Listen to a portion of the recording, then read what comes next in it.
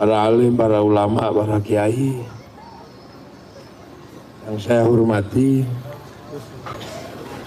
para sepuh, bini sepuh, pelantaran yang saya hormati, para hadirin wal hadirat yang berbahagia. Ini mic-nya ada yang beres lah. Mic sing beres lah, ngakit-ngakit, kadang muni kadang ora.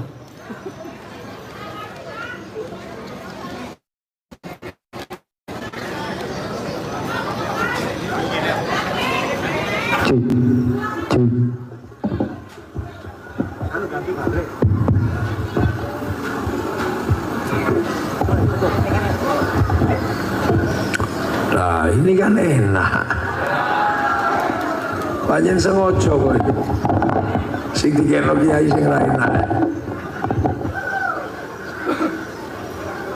Sebelum saya mulai ngaji tadi, saya ini hampir jatuh. Ono banser ngejak salaman dadan. Tak kira ngatung ke tangan itu untuk saya gatolan naik. Begitu tak gatoli ditarik tangannya salah. Waduh ini banser piye. Lah hampir jatuh saya itu lah salaman kita, tapi ke tangannya gini itu untuk saya pegangan. Nggak tahu nih salaman baru ditarik. Lu aku yang main jelukut. War tak tendang apa piye. Anak buahku ngono iku. Besok menaik jangan gitu. Salaman karuan ya. Orang mau naik untuk gatolan itu ya tegang gini banser. Oh tempat kayak gitu dan tidak selalu ditarik lah ya. Meh jatuh sana mau sing klambi putih mau sombong. Tak keplandas sih. Tangguh gatolan. Iki ono banser dadak salaman. Biasanya ngawal tangannya gini untuk pegangan dadak salaman gini lah ya aku make kecengkelit nih. Sih kayak bisa nih ono banser pelantaran.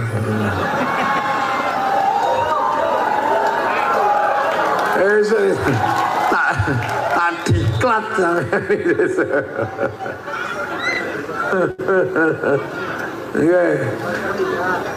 Jadi ini ngaji kebangsaan ceritanya.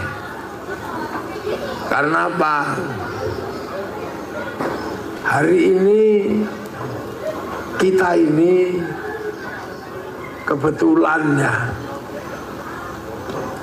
jadi manusia ini terlahir di generasi di mana eranya sudah era antar bangsa.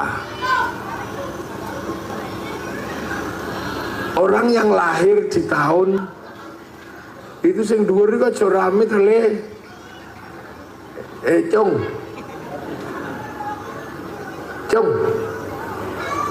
Oh, aja rame-rame iku anake sapa iku dhuwur iku jikuan. Sponsor ono sing munggah siji ngurusi kae wae.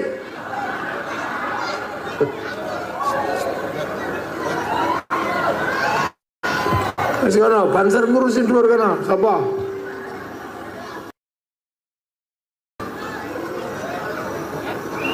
Tugani kono. Anake wong pelantaran. Iya. Tugani. Jadi kita ini generasi yang lahir di tahun berapa ini? Ini 2025. Jadi ini rata-rata kelahiran 70 sampai kelahiran 90 ini dikting. Ini generasi paling unik sudah. Kita ini kebetulan generasi paling antik, di mana kita menemukan dunia itu percepatannya luar biasa. Dulu orang dari zaman jalan kaki ke kendaraan itu butuh waktu ratusan tahun. Terus dari roda ke mesin itu butuh ratusan tahun. Nah, tiba-tiba kita ini melihat dunia ini cepatnya luar biasa.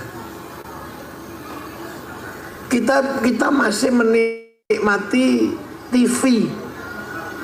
Tahu-tahu TV hilang. Kita kemarin kayaknya masih menikmati radio. Tahu-tahu sekarang radio hilang. Kita ini kemarin rasanya masih menikmati baca koran. Tahu-tahu sekarang koran itu hilang. Yang usia-usia segini kemarin masih menikmati menulis surat cinta. Sekarang tahu-tahu surat itu hilang. Perangko gak ada. Kita masih menikmati waktu itu main malam-malam pakai lampu petromak. Tahu-tahu sekarang petromak gak ada. Layar tancap gak ada.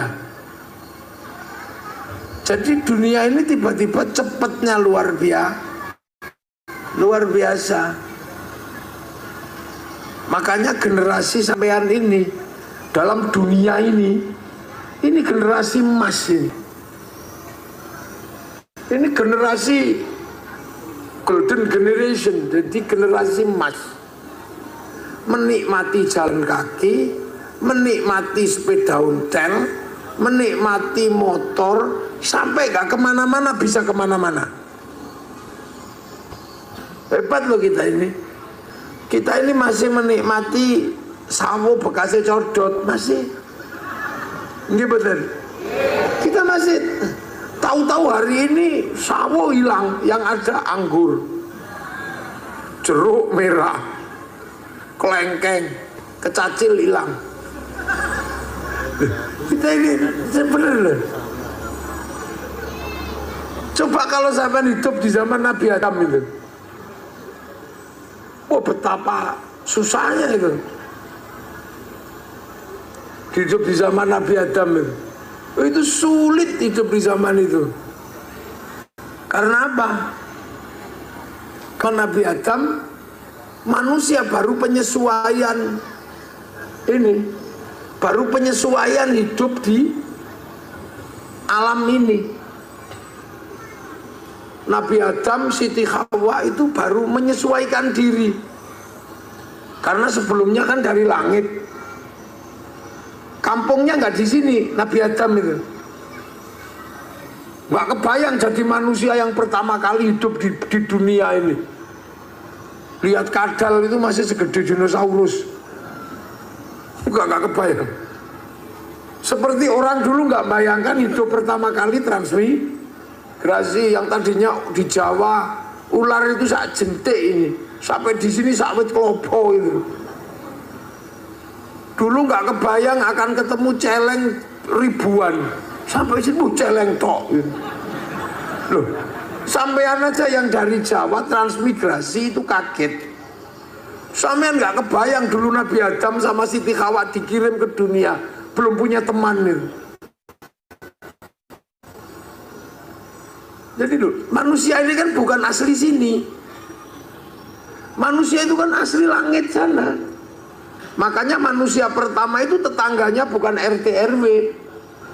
Tetangga manusia pertama itu iblis, itu tetangganya. Malaikat itu tetangganya. Masih di sana, masih diawasi langsung sama Allah. Oh itu tuh, Adam, iblis, malaikat itu di sana.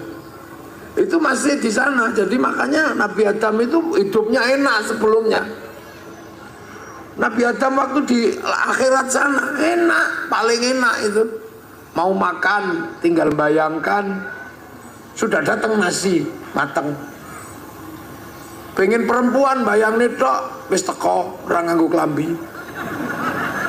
Loh di sana itu begitu, di kampung asli itu begitu. Nggak ada orang pacaran terus nyambut gawe, nantem sawit, nggak ada. Nyantai, bayang notok es degan teko. Oh deh, es kaya ini. Bayang no larutan penyegar, celing teko. Bener itu jadi akhirat itu begitu aslinya. Nah, terus kan diturunkan ke sini. Nabi Adam itu turunkan ke sini, ke kampung baru, ke kampung dunia. Itu nggak kebayang betapa sulitnya waktu itu. Yang tadinya nggak pernah kerja, tahu-tahu harus kerja, harus cari makan sendiri. Padahal Nabi Adam itu tingginya 60 dhira'. Sak dhira' itu segini. Makanya Nabi Adam itu kira-kira 50 meter. Banser kalah gede itu. 50 meter Nabi Adam itu. Sampai bayang wong 50 meter di awal hidupnya itu. Terus sekali mangan ini pirang kintal gitu. Loh, makanya sampai bisa bayangkan Nabi Adam itu turunnya kan di Mekah sana. Hidup bareng Siti Hawa. Sampai makamnya Siti Hawa ada di Jeddah. Maka disebut Jeddah karena kampung nenek. Jeddah itu kan nenek Mbah Putri.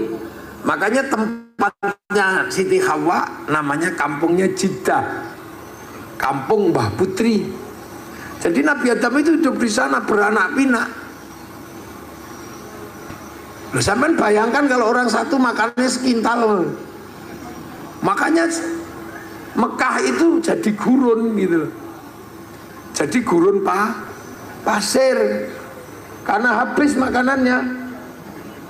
Lu kan sama dengan di sini, waktu sampean datang hutannya kan masih lebat. Begitu semakin banyak orang gundul kan. Lantaran waktu pertama kali datang 80-an mungkin pohonnya masih banyak. Hidup gak usah nyari buah, tinggal ke hutan kemana itu zaman segitu. Nah sekarang nyari kemana? Ayo udah nggak ada, karena sudah beranak pinak, sudah mana itu. Nah Mekah dulu juga begitu, ada manusia tapi besar-besar, jadi makanannya habis, jadi gurun itu. Tuh kok sone kadang sudah biarin aja, nggak usah diperbesar. Kiai ngaji kan mesti gini-gini, nggak usah ya emut mega. Udah, jadi nggak usah ditambah volumenya, udah denger toh? Loh iya denger. Jadi harus ojo ono ngingi, udah gini aja. Nah, masalah pertama yang timbul Nabi Adam itu, ya masalah mau baru 2 orang, Nabi Adam dan Siti Hawa. Itu baru manusia pertama. Jadi belum ada manusia kedua, manusia ketiga belum ada, baru manusia pertama. Makanya masalahnya ya pertama yang timbul kecemburuan. Jadi dunia belum ada masalah rebutan parkir, rebutan warisan, belum ada. Ketika Nabi Adam dan Siti Hawa itu masalah pertama ya kecemburuan aja. Nabi Adam pergi nggak pulang-pulang gitu. Siti Hawa protes, kenapa nggak pulang-pulang? Sama siapa di luar? Nabi Adam jawabnya ya enak, ya Allah, kamu cemburu sama siapa? Di dunia itu baru kita berdua. Hanya kalau perempuan itu cemburuan dari dulu begitu. Lah iya, turun-temurun. Termasuk perempuan itu kalau disuruh milih makanan susah. Ayo bu, makan apa? Serah. Milih makan apa? Terserah. Karena perempuan itu kapok. Karena dulu salah milih makanan, suaminya diusir dari surga. Makanya sampai sekarang kalau suruh milih makanan kapok. Lah itu. Jadi masalahnya nggak banyak, nggak kompleks. Terus kemudian punya anak. Nah begitu punya anak harus memilih jodoh antara Habil Qabil. Masalah baru timbul, apa? Rebutan cinta. Jadi ketika manusia baru segitu ya problemnya masih problem laki-laki perempuan. Barunya segitu aja problemnya. Sampai akhirnya manusia tambah banyak. Dari perempuan-perempuan dan laki-laki keturunan Adam lahir suku. Ya masalah baru timbul. Apa misalnya? Ya masalah rebutan makanan, mulai rebutan apa pengaruh. Ya segitu-segitu aja, nggak terlalu gede. Tapi terus manusia kan berkembang, masalah semakin banyak. Sampai kemudian manusia membentuk bangsa dan negara. Karena apa? Karena terus manusia antar keturunan berebut wilayah. Karena tempatnya semakin sempit. Akhirnya membentuk negara, saling menjaga perbatasan. Dan itu eranya kita belum lahir. Makanya era ketika membentuk negara itu perbatasan biar nggak dilompati, ada yang mati, ada yang terbunuh, yang disebut pahlawan. Nah itu orangnya beda lagi era itu. Sampai akhirnya kemudian era pemerataan Indonesia. Nenek-nenek kita, kakek-kakek kita dipindah. Ada yang dipindah Kalimantan, ada yang dipindah Sumatera, namanya transmigrasi. Sampean nggak ikut di situ, masih belum lahir. Jadi orangnya beda, buminya masih sama, masalahnya orangnya beda. Sampean belum lahir di situ. Itu masih yang makan tiwul, yang kepaksa makan orang hutan itu, yang terpaksa makan ular karena nggak ada makanan. Itu eranya bukan era sampean, itu era orang sebelum kita. Makanya mereka kadang sampai ada yang tidur mati di telan ulo gitu. Nah terus lahir generasi pembangunan, mulai enak, mulai ketemu listrik. Yang tadinya membuka hutan, begitu menjelang listrik hidup udah mati, udah nggak ngerasakan.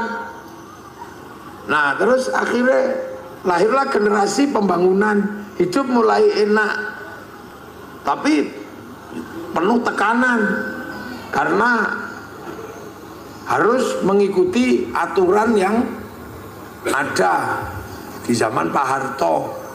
Beda politik, nggak boleh, ini nggak boleh. Nah akhirnya orang-orang itu mati juga, sudah selesai.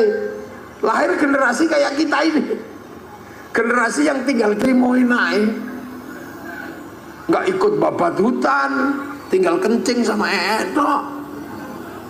Iya, nggak ikut babat pasar, tinggal jualan.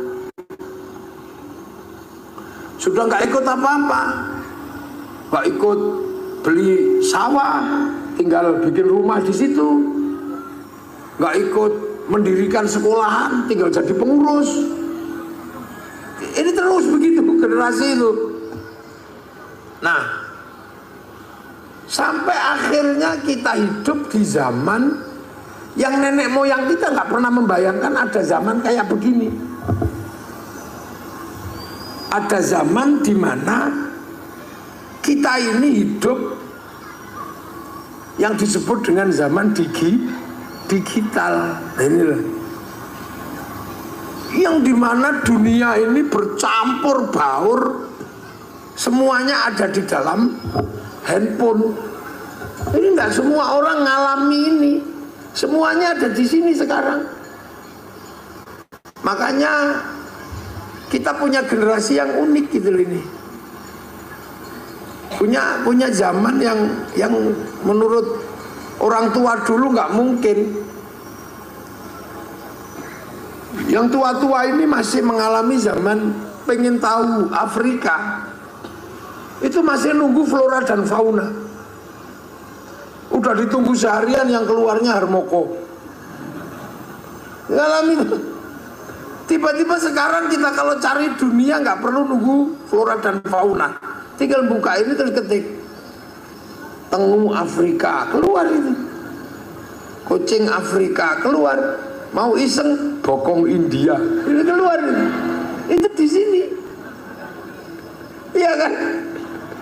Jadi ini dunia baru, dunia yang tahu-tahu kita ketemu. Dulu orang Jawa nggak ketemu sama orang Kalimantan, tapi nenek moyang kita yang lewati, tapi kakek kita nggak tahu bangsa Amerika. Tapi kita cari Amerika tinggal di sini.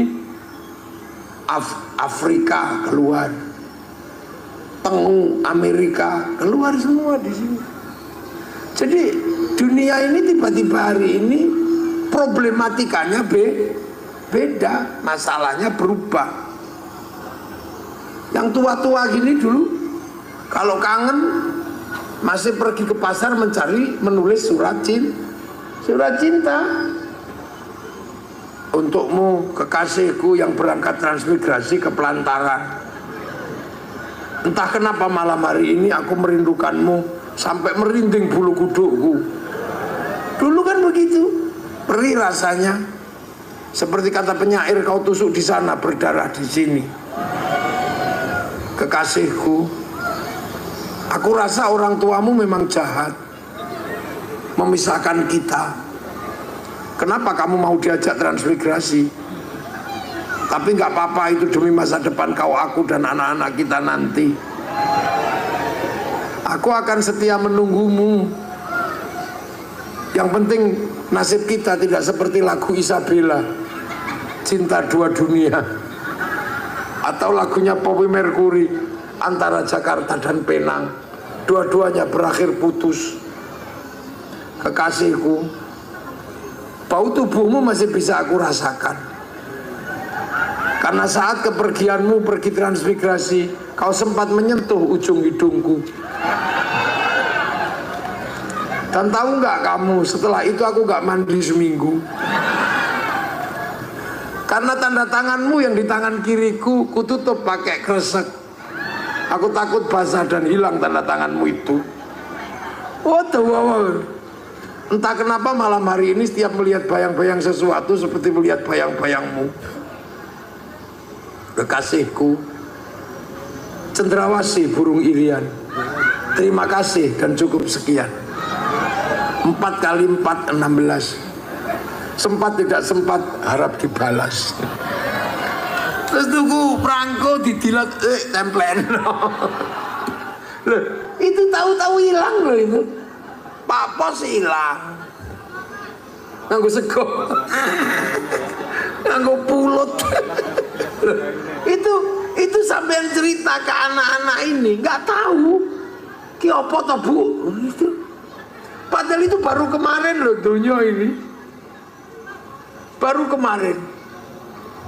Terus saiki gini kangen nih loh, mek ngene tak cepret gitu. Terus dikirim kalimatnya ya tidak panjang, meng wah. Loh, sesuatu yang begitu membanggakan dan cukup menjadi kebahagiaan tersendiri adalah ketika kita bisa nulis surat.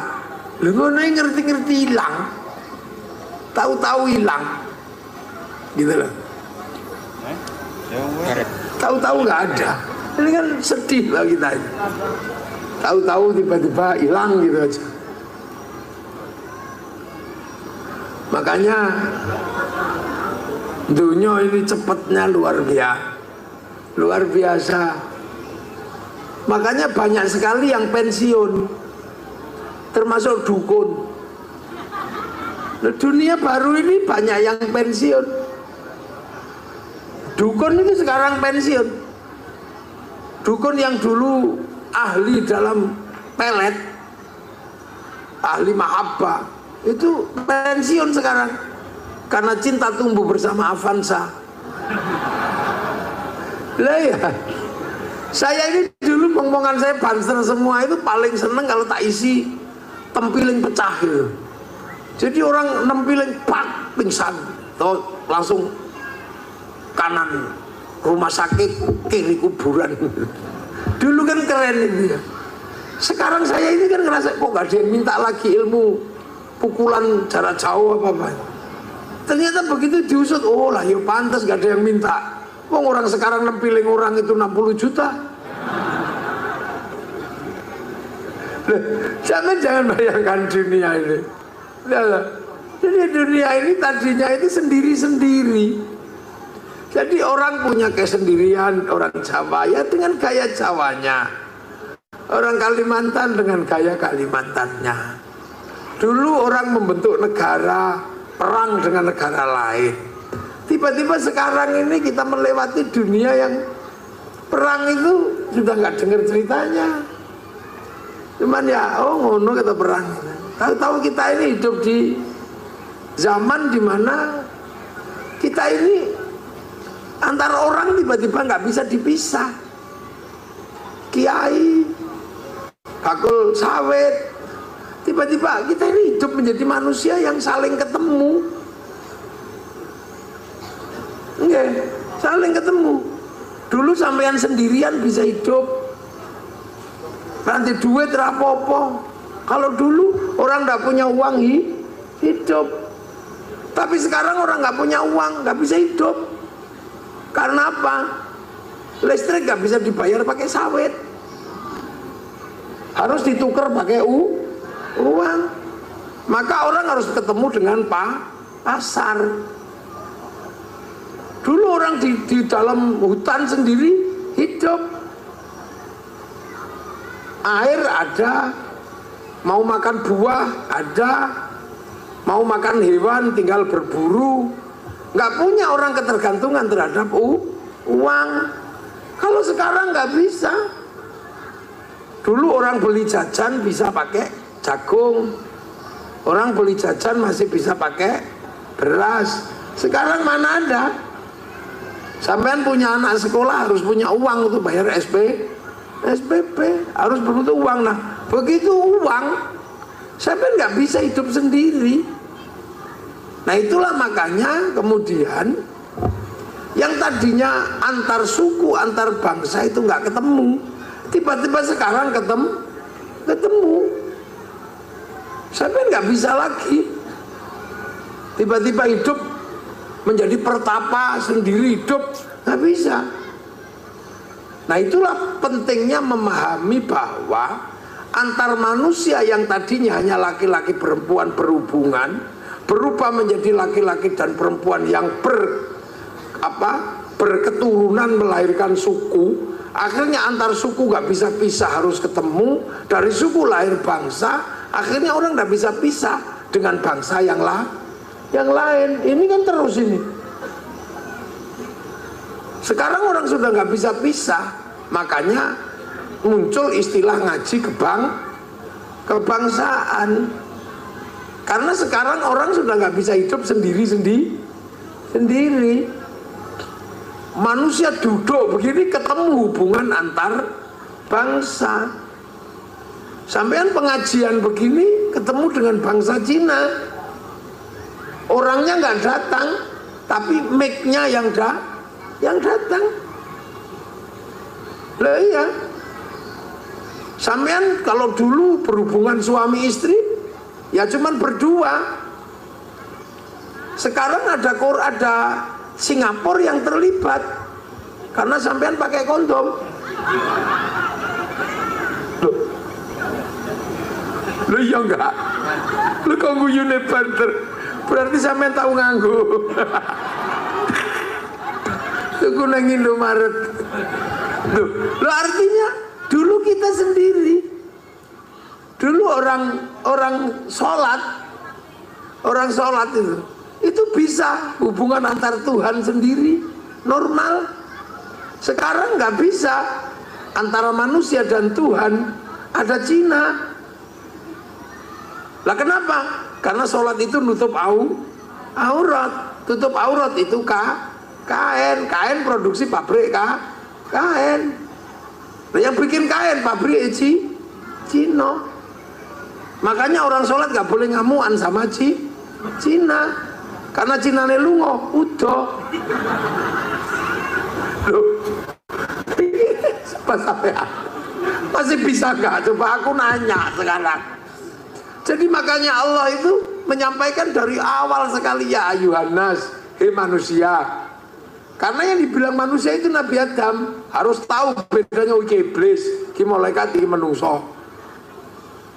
Nggih. Inna khalaqnakum min dzakarin wa unsa. Pertama kali yang hanya urusan laki-laki perempuan, laki-laki yang ini, perempuan yang itu. Habis itu lahir berbangsa-bangsa, bersuku belum ketemu, masih di sana, hidup dengan sukunya masing-masing. Orang suku Jawa nggak ketemu sama suku Mesir, nggak ketemu. Orang Afrika nggak ketemu sama orang Indonesia, nggak ketemu. Orang Eropa nggak ketemu sama orang Cina, belum ketemu. Sampai akhirnya tiba-tiba ketemu. Gara-gara ada kapal terus berlayar. Oh, di sana ada manusia. Oh, itu terus akhirnya jadi bersuku-suku, berbangsa. Lama-lama ketemu. Sampai di generasi kita pertemuannya sudah nggak bisa dipisah. Makanya orang dulu sama orang sekarang itu bisa galak orang dulu. Orang sekarang nggak bisa galak. Karena apa? Ada orang ketiga selalu di dalam kehidupan kita. Orang pergi haji, ada Yahudi di situ. Jadi sampean kalau pergi haji pasti minta tolong sama orang Yahudi. Untuk apa? Naikin ke pesawatnya. Karena yang bikin pesawat orang Yahudi. Makanya orang haji nggak boleh marah sama orang Yahudi. Hancurkan Yahudi, bunuh semua. Renang sampean. Loh, uripmu ya mesti iso pisah saiki antar bangsa. Loh, saya ini nggak ketemu sama orang Korea, tapi ketika panitia sini telepon, ini Samsung produksi Korea. Sampean kan klan Cina, pakai Xiaomi. Loh, coba. Jadi makanya orang hidup di zaman sekarang harus lebih terbuka pikirannya. Nah, pembuka pikiran itu harus mengerti nilai-nilai kebangsaan, harus menyelesaikan problem laki-laki perempuan, problem suku, dan akhirnya memahami kebangsaan. Bahwa sampean bangsa Indonesia pasti karena sampean kecil-kecil pesek. Iya kan, sampean kan kecil-kecil pesek gini, ini Indonesia. Kalau yang cantik, ganteng, tinggi itu orang Arab. Yang tinggi besar rambutnya merah Eropa, yang tembem-tembem sipit-sipit Cina, yang hitam gosong Afrika. Loh, dulu ini sekarang kan sampai ngerti Afrika. Waktu orang Eropa, tak ceritani, tiba-tiba berlayar namanya Christopher Columbus sampai di Tanjung Harapan, ketemu orang Afrika. Itu dia bingung, ini menungso, ini apa ini? Oh, ini berarti yang diceritakan dalam Alkitab, orang yang menentang Tuhan dibakar oleh api neraka. Oh, berarti ini neraka. Christopher Columbus sampai di Tanjung Harapan mengatakan bahwa orang Afrika itu adalah orang neraka karena gosong-gosong. Dia belum tahu bahwa dia bangsa Afrika.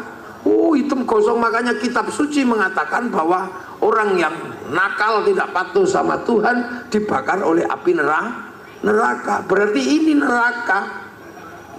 Loh, itu Christopher Columbus ketemu Afrika. Ini neraka. Makanya kemudian ditembaki aja orang Afrika itu sama Christopher Columbus. Oh, apa? Membantu pekerjaan Tuhan yang belum selesai. Lah ya, makanya sampai akhirnya orang Eropa ini karena penjahat yang selamat dari hukuman Tuhan harus diteruskan penindasannya. Akhirnya orang Eropa paling suka mengambil budak dari Afrika, dikapalkan ke Eropa, dikapalkan ke Amerika. Makanya orang Afrika itu dandanannya aneh-aneh. Ada yang bibirnya dipotong, itu cantik. Ada yang nggak ada telinga dipotong, itu cantik. Untuk apa? Menghindari perbudakan. Sehingga dikapalkan, kalau mengkapalkan orang Amerika, dikapalkan oleh orang Amerika, orang Afrika, ditaruh di lambung kapal karena dianggap bukan manusia. Itu manusia neraka. Makanya ada film namanya Amistad, manusia lambung kapal. Itu adalah pergeseran orang Afrika dibawa ke Eropa, taruh di lambung kapal. Mereka akhirnya ngomong dengan bahasa yang hanya bisa dipahami oleh orang Afrika, bikin lagu-lagu sambil bernyanyi di dalam kapal tanpa musik. Lahirlah namanya musik akapela. Dari musik akapela ketika mereka lihat daratan, bikin lagu yang hanya orang Afrika yang paham, namanya lagu jazz. Terus ketemu dengan musik Afrika, menjadi musik blues.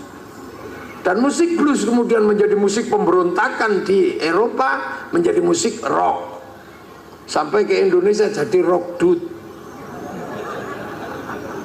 Ya sama orang Belanda ketika masuk Indonesia, lihat orang kecil-kecil, oh ini bukan manusia. Makanya orang Indonesia disebut turunan Pithecanthropus, itu Belanda. Karena menganggap bahwa kalian ini bukan manusia. Bahwa turunan Pithecanthropus itu berarti turunan munyo. Makanya orang Belanda kalau manggil orang Jawa kowe. Kowe itu turunan munyo, masih kecil belum gede. Kowe piye? Lah kowe iku munyo. Loh. Bisa kok pantere. Lah iya kan? Gitu. Jadi orang dulu memandang orang itu nggak seperti sekarang. Jadi jangan dikira yang sekarang kita nikmati ini tidak mengalami proses pertemuan antar bangsa pertama, ya tawur. Orang Viking di Eropa sana, ketika ketemu dengan bangsa Han, bangsa Cina, ini ya dianggap bangsa kurcaci, perang besar, karena mau membasmi bukan manusia. Jadi jangan heran teman. Jadi dulu itu ketika Allah menyebut waja'alnakum syu'uban wa qabaila lita'arafu, agar kamu antar bangsa saling pengertian, itu lama sebelum bangsa ketemu. Firaun ketika lihat orang Afrika ya dibantai gitu aja, dianggap bukan manusia. Raffles ketika masuk ke Kalimantan Barat, lihat orang Dayak, dikira bukan manusia, ya dibantai. Sampai akhirnya di Afrika Selatan, orang Spanyol ketemu orang Afrika Selatan, dianggap bukan manusia, dibantai. Maka ada perlawanan Nelson Mandela agar dia punya kedudukan sederajat walaupun kulit hitam, tetap manusia. Jadi sampean saling menghargai antar manusia itu belum lama. Di saat bangsa masih bangsa lain belum bisa menghargai orang, kita di Nusantara sudah maju, sudah mengetahui Bhinneka Tunggal Ika. Jadi bangsa kita ini menghargai orang udah cukup lama. Zaman Rasul orang masih diperbudak, masih diperjualbelikan, persis koyok kambing. Iya. Jadi zaman itu orang masih diperjualbelikan di pasar gitu, kayak pasar wedhus. Dimana kalau yang perempuan bisa dipakai kapan saja tanpa harus ada ikatan perkawinan. Lu kan belum lama toh perempuan merdeka di Arab itu. Tadinya sampean itu ya kalau perang kalah ya direbut, ya dipakai bareng-bareng. Yang laki-laki kalau habis direbut ya disuruh menjadi pejantan. Loh, masih begitu, itu belum lama, Pas. Jadi kehidupan seperti kita kayak gini ini belum lama. 45 itu baru berhenti. Bahkan 48 Belanda datang, bunuh orang nggak ada hukum. Ketemu sampean gitu tembak dor gitu nggak ada masalah. Jadi manusia tertib seperti ini belum lama. Di Filistin aja belum selesai sampai hari ini. Di Filistin itu, kalau bukan orang Israel, ketemu tembak gitu aja. Yang di sini nempiling orang sudah 60 juta. Yang di sana belum dihargai orang itu. Begitu kalah tembak ya tembak gitu aja. Begitu orang sembahyang kalau lagi ngumpul ya nggak peduli, dibom gitu aja. Di Afghanistan sampai sekarang antar suku belum bisa ketemu, padahal cuma 7 suku besar. Beda suku pergi ke pasar beli kok didemek-demek toh nggak dibayar, bacok gitu aja. Loh, jadi sampean jadi hidup kayak begini itu jangan bayangkan sandonyo wis koyo sampean kabeh ini belum. Di Afrika, di Gabon ya, di Gabon itu nanam sawit. Kalau yang nanam itu suku kecil, suku besar yang datang ya diunduh, dibawa pergi gitu aja. Di Padang Kalahari orang menggembalakan sapi, begitu ada suku besar kok pengen ngerebut sapi itu ya digiring dibawa pulang, yang punya dibedel gitu aja. Duh, itu hari ini masih begitu. Jangan sampean kira di Suriah itu orang bawa minyak kok sampean kepengen cegat tengah jalan, tembak aja yang punya. Loh, jadi sampean jangan bayangkan hidup kayak begini itu semua orang menikmatinya. Enggak. Jadi jangan dikira hidup kayak gini ini nggak punya korban. Korbannya banyak dulu. Siapa? Ya orang-orang yang memperjuangkan kita untuk membangun negara. Makanya orang-orang itu begitu berjuang kok mati jadi pahlawan. Nah kita ya karena itu turun orang. Begitu sapinya dicuri, lapor polisi, Pak polisi itu yang nyuri, tangkap. Gitu di Afrika ya belum jalan. Di Irak sana hari ini, kalau tiba-tiba punya istri kok cantik, ya diambil gitu aja. Kalau suaminya nggak berani, ya sudah, salamu kalah, udah gitu. Sini bisa lapor polisi. Loh, jadi sampean jangan membayangkan hidup seperti ini dinikmati oleh orang seluruh dunia. Enggak semua orang bisa menikmati hidup kayak kita jam segini, hehehe, gitu nggak bisa. Sampean di Afghanistan jam segini ngumpul, diroket orang. Duh, ini kok coba kira ini kehidupan seluruh dunia begini. Malaysia pengajian jam segini nggak boleh, jam 10 sudah harus berhenti semua kegiatan masyarakat. Neng kene saya seneng mau pemene wayangan sampai sore sampai dalan pingsan nih rapopo. Kita ini hidup itu enak banget sih gitu. Ya, gitu. Di Australia saya bergurau dengan teman di sebuah kamar, tiba-tiba polisi datang karena di atas jam 9 suara tetangga nggak boleh masuk ke tetangga yang lain. Gitu terus. Wah kakak polisi datang. Dilaporkan bahwa suara saya menembus temboknya, kacau tuh. Neng kene, wah sampai udelmu copot dulu. Jadi jangan dikira sampean di Amerika punya suami istri, punya anak menikah ya, terus tiba-tiba sampean datang ke rumahnya, cucunya dibawa pergi, nggak lapor, sampean di penjara. Yang melaporkan siapa? Menantumu. Mau pikir terus pakai motor, nggak pakai helm. Begitu perpanjangan surat, sampai harus bayar. Sini. Polisinya ya wes arep ning kebun. Itu. Sampean di Malaysia atau di beberapa negara Eropa beli motor itu nggak boleh cash karena seluruh keuangan terintegrasi dengan keuangan negara. Sampeyan ning kene lho tuku motor nggawa duit 1 juta, ora ono sing takok. Dealer juga nggak tanya, kok beli motor Pak? Nggak ono sing takok, ya udah bayar. Duit teko ndi? boleh berondolan. Udah. Loh, sama jangan membayangkan kenikmatan hidup itu milik semua orang. Saya ini tukang keliling dunia.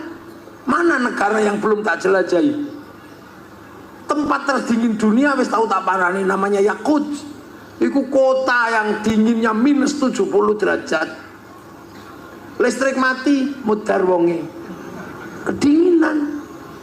Makanya orang-orang Eropa kalau musim dingin rebutan minyak, rebutan batu bara. Untuk apa? Biar listriknya tidak mati. Karena kalau listriknya mati, orangnya kedinginan. Musim panas listriknya dinginnya mati, kepanasan. Nah kita hidup kik. Dingin juga enggak, panas juga enggak perlu AC, cukup sarung. Nek kepanasan kebut-kebut sarung, kademen kemulan sarung. Enak. Hidup kita ini, ya Allah. Orang Cina dihantui kelaparan karena kasih makan hampir 2 miliar orang. Makanya kalau makan nggak boleh boros. Gandum dibikin mie panjang, terus pakai sumpit biar awet. Kalau kayak sama dicawo gini, yuntai makanannya. Tuh. Jadi jangan sampean kira hidup di Eropa, di Cina itu nyaman. Nggak nyaman. Eropa kalau musim dingin 4 bulan nggak punya matahari. Perempuan kulitnya berubah pigmennya, bintik-bintik kayak kulit tekek. Makanya mereka lari ke Indonesia untuk berjemur di bawah matahari, pakai simpak sama kutang tok. Itu bukan pornografi, itu dede. Jadi sampean jangan bayangkan hidup di dunia itu senyaman kayak kita hari ini. Nggak ada orang nyaman. Orang Arab panasnya luar biasa. Dia panas makanya dibikin besar biar nggak mati, garing. Nah kalau dibikin kecil gini garing mati. Karena airnya jarang air. Nah itulah makanya kadang orang bisa berpikir, kenapa orang Arab tidak suka memelihara babi? Karena di Arab itu makanan susah. Sementara babi panganannya seperti makanan manusia. Kalau hewan yang lain kan pakai rumput, babi pakai biji-bijian.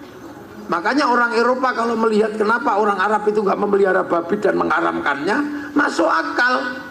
Karena bagi orang Arab babi itu boros. Sehari butuh berapa ratus liter air, langsung dikencingkan. Kalau unta disimpan. Loh. Jadi ini hidup di dunia ini nggak sederhana yang kita bayangkan. Jadi jangan kamu kira terus hidup di dunia itu semuanya sama. Nggak bisa. Orang Cina kalau musim dingin saljunya turun, mataharinya keluar, jadi putih silau gini. Makanya lama-lama orang Cina itu kerip-kerip gini matanya. Orang Afrika hidupnya susah. Kalau nanam jagung habis dimakan bedet. Bedetnya gede nih sak mentok namanya makhau. Nanam pisang habis dimakan monyetnya gede sak sapi namanya gorila. Sampean tahu kan gambarnya itu di obat baku, obat nyamuk cap King Kong itu. Loh, jadi nggak ada yang mudah. Orang Amerika nggak kerja mati karena seluruh pekerjaan didaftar oleh negara. Jadi raono neng kene urip nang apa nyulo itu ada di sini.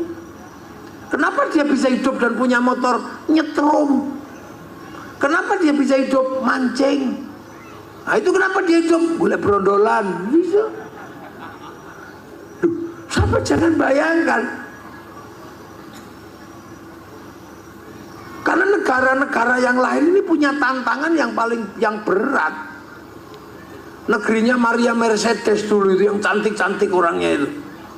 Wih itu sumunya luar biasa, kelembapannya sampai 35, 36. Oh ringet tok. Makanya mereka kalau udah usia 30 naik, gede ini sak bantrek-bantrek gitu. Kalau usia muda langsing-langsing, begitu gede duduk di kursi itu sini sak menungso sak kursi. Karena nyaman. Jadi makanya saya kalau sedang keliling dunia itu paling nyaman itu Indonesia. Sudah. Eropa kehilangan air. Kalau musim dingin semua jadi es. Makanya ikan pun hilang. Ketika ikan hilang mereka makan ikan yang diawetkan di musim panas, namanya sarden. Makanya saya heran kenapa orang pelantaran ikut-ikutan makan sarden. Wong setiap hari dia cari ikan segar ada, bahkan kodok-kodok juga ada, kura-kura ada. Orang Eropa kalau musim dingin nggak punya sayur, sayurnya rontok di musim gugur. Makanya orang Eropa itu kotanya bersih. Kenapa? Karena daunnya itu tumbuhnya bareng, rontoknya bareng. Nah sini rontoknya gantian. Sena kalau musim dingin nggak punya daun, rontok di musim gugur. Yang nggak rontok cuma daun cemara. Makanya yang dihias oleh teman-teman Nasrani daun cemara. Maka sampean nggak usah emosi. Jangan tanam cemara di depan masjid kami. Itu pohon Kristen. Semenjak kapan pohon punya agama? Itu Allah yang nyuruh lita'arafu agar kamu pengertian antar bangsa. Orang Eropa kalau musim dingin makannya harus ada daging. Makanya mereka daging diawetkan, susu dikeraskan namanya keju, susu dibusukkan namanya yogurt. Kita nggak perlu makan itu, seumur-umur makan kobes, urip. Betapa kita menikmati hidup sebagai makhluk Allah. Orang Arab itu disuruh jinabat sama Rasulullah, bantah.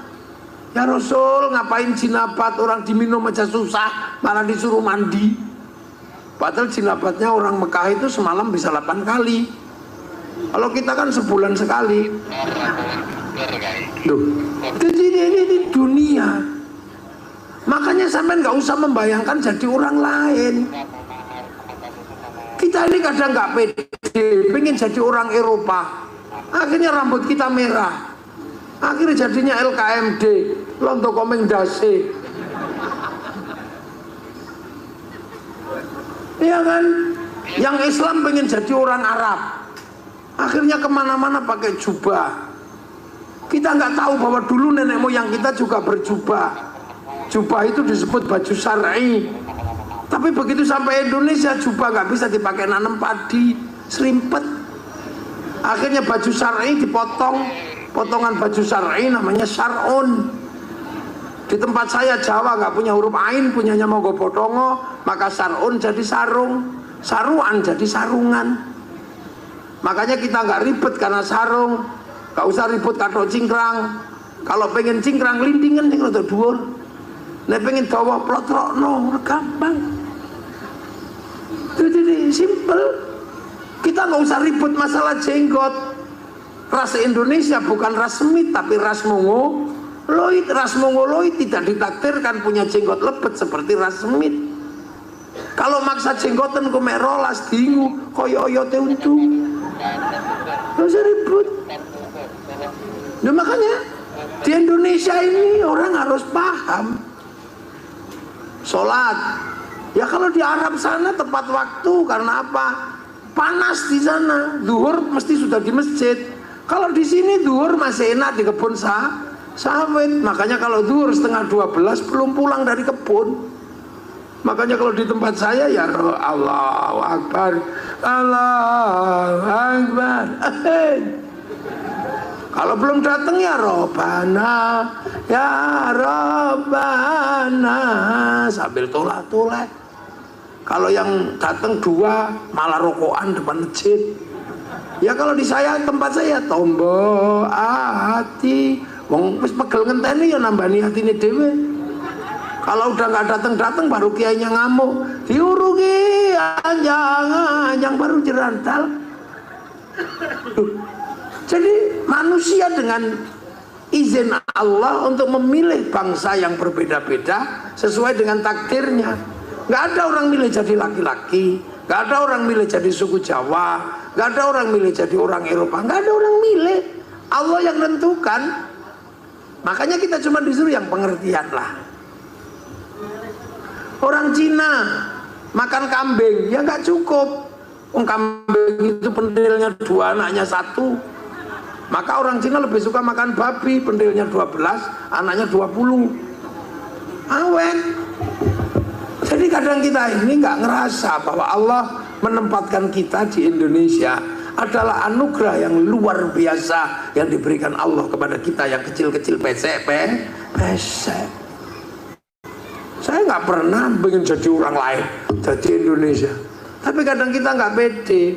Jambu gede dikit, jambu Bangkok. Ayam gede dikit, ayam Bangkok. Nangka gede dikit, nangka Belanda. Yang asli di tempat saya tinggal gula Jawa. Ya kan cuman itu. Duh. Rotan Kalimantan karena kecil-kecil. Ya, rotan gede, rotan Hongkong. Hongkong dari mana? Duh. Jadi kita hari ini sudah nggak bisa lagi seperti dulu. Kalau dulu enak sampean orang-orang kita zaman kerajaan cuman hidup di Kalimantan bisa hidup. Makanya Islam itu mengajarkan kita untuk mengerti bangsa-bangsa yang berbeda karena hidup manusia suatu saat akan ketemu walaupun tidak kemana-mana hubungan antar bangsa. Makanya ketika manusia makan disuruh berdoa Allahumma barik lana. Kekuatan hidup manusia itu kan karena makan. Tapi pelajaran makan itu Allahumma barik lana. Kenapa bukan barikli? Ayo, sereten-sereten sendiri.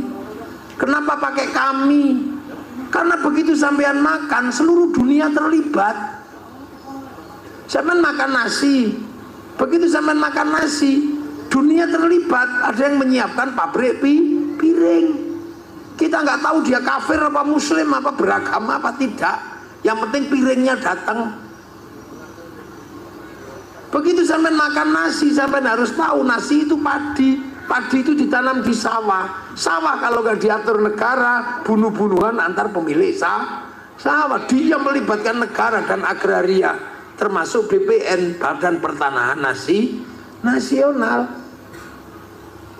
Begitu jadi nasi, sampean pasti tahu ada pupuknya itu dulu padi. Pupuk itu melibatkan pabrik. Dia nggak peduli kita sudah agamamu apa, pokoknya seperti pupuk itu teko. Begitu jadi makanan, kita pasti tahu di situ ada gilingan padi. Orang Jerman yang bikin agamanya apa? Dulu sampean nutu, sampean bisa ngomong makananku paling bagus karena usaha kami sendiri. Iya wong lain-lain apa nandur-nandur dewe. Dewe. Habis itu panen-panen sendiri menjadi beras mbok tutu dewe. Habis itu kemudian pakai panci tanah kamu bikin sendiri, pawon kamu bikin sendiri, api gelintir sendiri, terus pakai kayu sendiri. Loh, bumbu bikin sendiri dari hutan. Itu sampean masih bisa? Saya pengen nanya, bisa nggak? Nggak bisa. Begitu sampean jadi nasi, pasti melibatkan pabrik rice cooker, pasti melibatkan pabrik kompor. Kalau pengen mateng berarti melibatkan kompor gas. Di situ ada pertambangan nasional. Duh, ayo, iso sampean. Begitu dimakan, sampean pasti tahu di situ ada bumbu. Ada yang bikin orang Jepang namanya Masako. Ada yang bikin nanem bawang putih orang Cina, yang nanem bawang merah orang Brebes. Begitu sampean ulek ada bikin apa? Bikin cuek. Terus dikasih garam. Orang Kalbar apa punya garam? Orang Kalteng ini, Kalteng ya dia. Punya nggak punya, yang punya orang Madura sana. Orang Jepara. Bikin garam di tambaknya masing-masing. Sampean ngerti waktu bikin garam nggak nguyuh di tambaknya? Nggak tahu sudah. Makanya kita kadang curiga. Jangan-jangan orang bikin uyah itu nguyuh. Maka yang satu kita kasih nama Uyah, satu kita kasih nama Uyo. Ayo coba. Begitu sampean selesai makan, Amit Sewu ngambil anggur merah. Ini bukan tanaman Indonesia. Ini kalau nggak Cina, New Zealand, Australia atau Amerika. Artinya dia datang ke sini diimpor oleh negara. Ada negara terlibat di situ. Kemudian negara menunjuk Menteri Perdagangan. Menteri Perdagangan menunjuk eksportir importer. Dari situ ada transaksi yang namanya bill of lading, letter of intent, pasti melibatkan perbankan. Bank di seluruh dunia pusatnya di Bank Devisa New York. Itu punya siapa? Rothschild Rockefeller, orang Yahudi. Ayo, apa uripmu saiki iso pisah dengan orang lain? Aku takok. Nggak bisa. Saya ngaji di sini suguhane larutan penyegar cap kaki 3. Kainane pabrik. Tapi saya agak jengkel kalau di suku larutan itu. Ini minuman suudon. Rumah sana kiai ki panas dalam apa bi? Yo kan? Ayo gini. Tak kayak gila.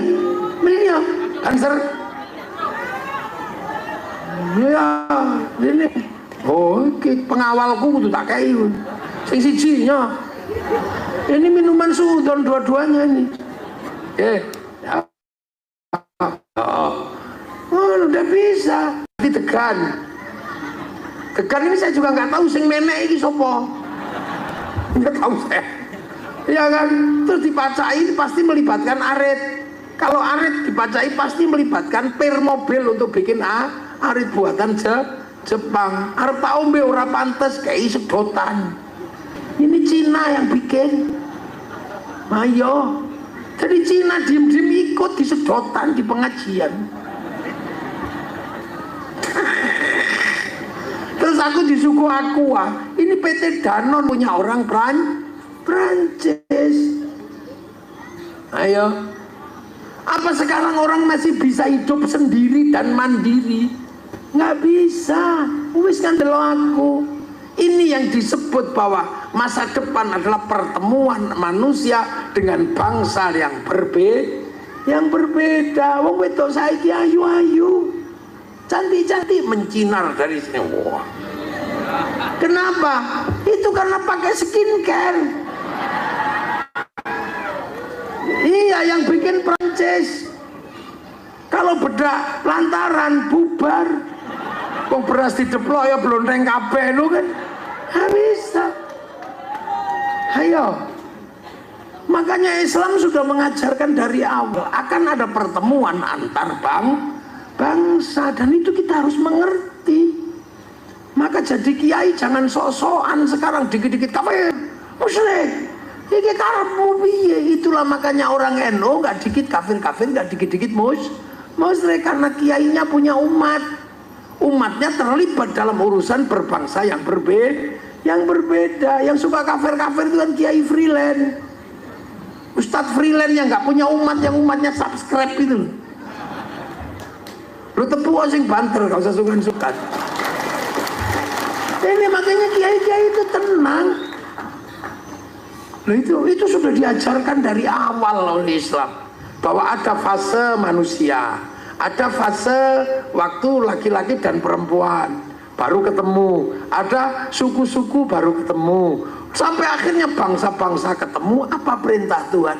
Lita'arofu, agar kamu saling pengertian, cuman gitu dok. Makanya agama pun tidak kaku. Rasulullah ketika mengajarkan beragama, Rasulullah cuma mengatakan mayyuridillahu bihi khairan yufaqihu fiddin.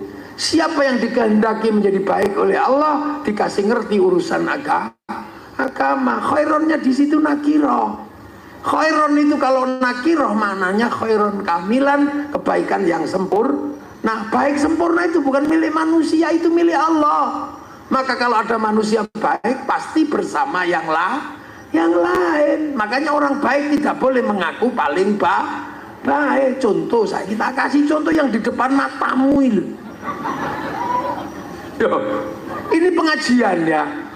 Ini baik apa enggak? Wes, udah ini, udah stop. Pengajian ini baik. Saya tanya terus, kalau di persentase di pengajian yang baik ini, siapa yang paling baik? Ini.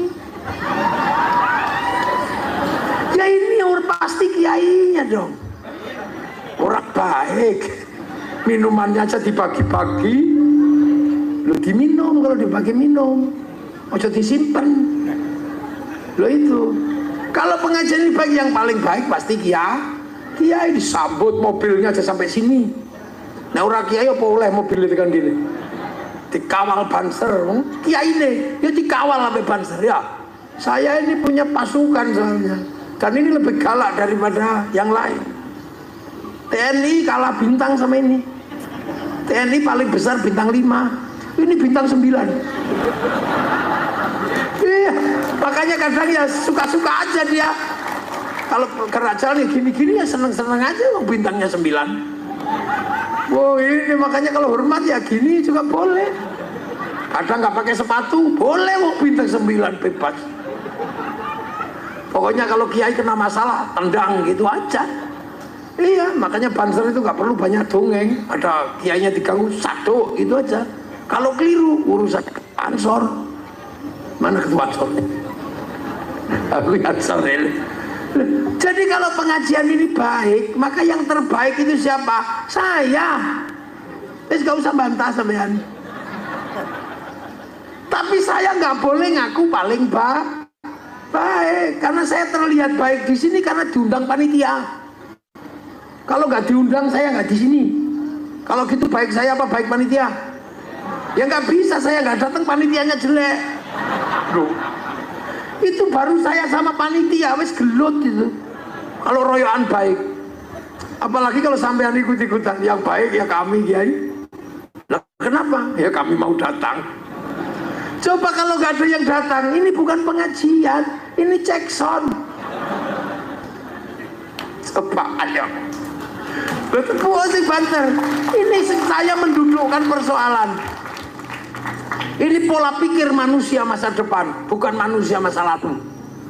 Orang ono kiai jelas dong ini, tahu kerupuk dijelas dong kiai ini. Nggak pernah, cuman saya dok sing iso jelas dong ini. Karena kebetulan saya melewati fase hidup bersuku-suku, berbangsa, makanya orang nggak bisa mengaku paling baik. Kami yang terbaik kata siapa? Kamu ngaku paling baik aja masih pakai serban besar. Coba kamu nggak pakai serban besar, nggak kelihatan baik. Dipikir kamu bakul kambing. Iya. Nah, yang baik lagi siapa di sini boleh mengatakan? Tukang son. Kalau tukang sonnya marah, kami yang baik ya sayang. Kenapa? Sonnya tak pateni bubar. Ya mau apa kita kalau sonnya mati, mana tukang sonnya? Maka saya mau marah juga nggak terlalu keras sama tukang son kan. Dia kalau marah berhenti ini pengajian. Ya, lah kata tukang yang masang tenda, saya kiai yang terbaik mau pasang tenda. Lah kok bisa? Anak kalau gerimis rata pasangi tenda bubar. Padahal biasanya yang pasang tenda itu juga sholatnya nggak terlalu rajin.